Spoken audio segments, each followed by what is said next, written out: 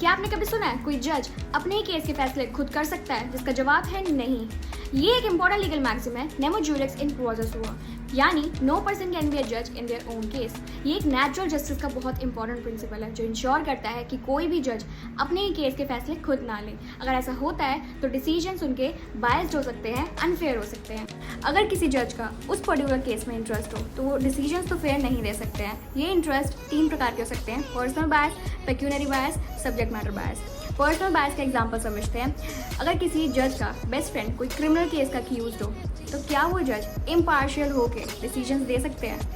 नहीं दे सकते, क्योंकि कोई व्यक्ति अपनों के खिलाफ तो नहीं जाता। दूसरा, पेक्यूनरी बायस। अगर कोई जज किसी कंपनी का डिसीजन ले रहे हो और उसी कंपनी के शेयर्स उनके पास हो तो क्या उनकी जजमेंट फेयर होगी? तीसरा, सब्जेक्ट मैटर बायस। अब इसको ऐसे समझते हैं, 2 व्यक्ति आपस में लड़ रहे हैं, उनका सब्जेक्ट मैटर है घर। अब यहाँ पे वो एज अ जज ए के दादू को बुलाते हैं, तो क्या ए के दादू ए के अगेंस्ट डिसीजन लेंगे? नहीं। उनका यहाँ पे ये पर्पस भी होगा, अगर वो केस जीत गए तो उनको ए घर पे भी रहने देगा। तो ये हुआ सब्जेक्ट मैटर बायस। न्याय वही होता है जो बिना किसी भेदभाव के दिया जाए। जय हिंद।